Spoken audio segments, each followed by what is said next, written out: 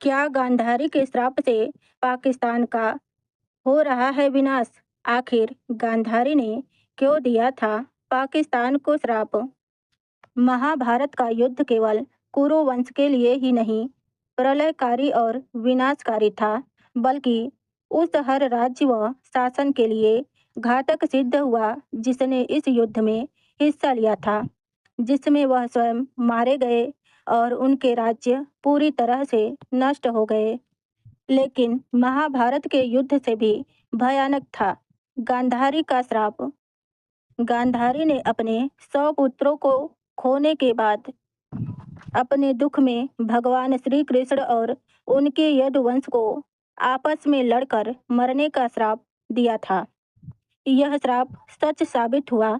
यदुवंशी आपस में लड़कर मारे गए और वहीं द्वारिका नगरी समुद्र में डूब गई।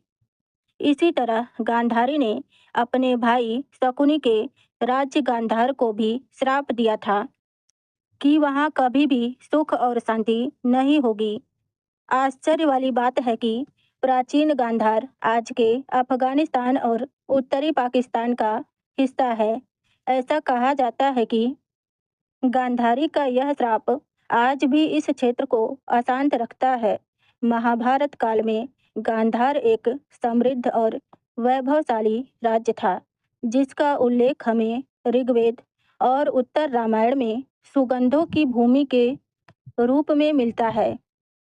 आज का गांधार अफगानिस्तान और पाकिस्तान के उत्तरी क्षेत्र जैसे पेशावर, इस्लामाबाद और कश्मीर पीओके के हिस्से, गिलगिट बल्तिस्तान, दियामीर, गीजर और खांची कभी गांधार का हिस्सा था। समय परिवर्तन होते गए, विश्व की भौगोलिक स्थिति बदली, लेकिन गांधार की अशांति नहीं बदली। कहा जाता है कि गांधारी का श्राप आज भी इस क्षेत्र में रहने वाले लोगों को शांति से जीने नहीं देता। महाभारत कथा के अनुसार गांधार के राजा सुबल की पुत्री गांधारी का विवाह हस्तिनापुर के नेत्रहीन राजा धृतराष्ट्र से हुआ था। पतिव्रत धर्म का पालन करते हुए गांधारी ने भी अपनी आंखों पर पट्टी बांध लिया और हस्तिनापुर चली गई। राजा सुबल के मृत्यु के पश्चात उनका पुत्र शकुनी गांधार का शासक बना। शकुनी ने अपनी बहन के परिवार के विनाश का बदला लेने के लिए चल पड़ा। उसने कौरवों और पांडवों के बीच फूट डालनी शुरू की, जिसके परिणाम स्वरूप महाभारत का युद्ध हुआ। इस युद्ध में गांधारी के 100 पुत्र पांडवों के हाथों मारे गए। अपने पुत्र के मरने से दुखी और क्रोधित गांधारी ने पहले श्री कृष्ण और उनके यदुवंश को नष्ट होने का श्राप दिया। फिर अपने भाई शकुनी को गांधार का श्राप दिया कि वहां कभी भी शांति नहीं रहेगी। गांधारी का श्राप सच हुआ।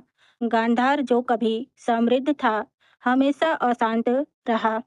महाभारत के बाद कौरवों के वंशज और उनके अनुयायी गांधार आज के अफगानिस्तान में बस गए। कुछ समय बाद वो इराक और अन्य क्षेत्रों में चले गए। गांधार में बौद्ध धर्म का प्रसार हुआ। फिर मौर्य वंश का शासन रहा। 11वीं सदी में महमूद गजनवी ने यहाँ पर कब्जा किया और गांधार कंधार में बदल गया। इतिहासकार बताते हैं कि गांधार में आज के उत्तरी पश्चिम का हिस्सा शामिल है।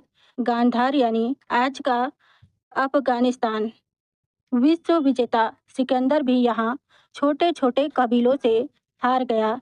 सिकंदर के बारे में एक प्रसिद्ध कहानी है कि उसकी माँ ने एक चिट्ठी लिखकर तंज कसा कि वह 3 साल से एक छोटे से क्षेत्र को जीत नहीं पाया। सिकंदर ने जवाब में अफगानिस्तान की मिट्टी भेजी और कहा, इसे अपने आंगन में बिखेर देना। जब उसकी माँ ने ऐसा किया तो मेसोडोनिया में अशांति फैल गई। तब से यह कहावत प्रचलित हो गई कि अफगानिस्तान साम्राज्यों की कब्रगाह है। सिकंदर ने बाद में अफगानिस्तान जीता, लेकिन उसका शासन अधिक दिनों तक नहीं चला।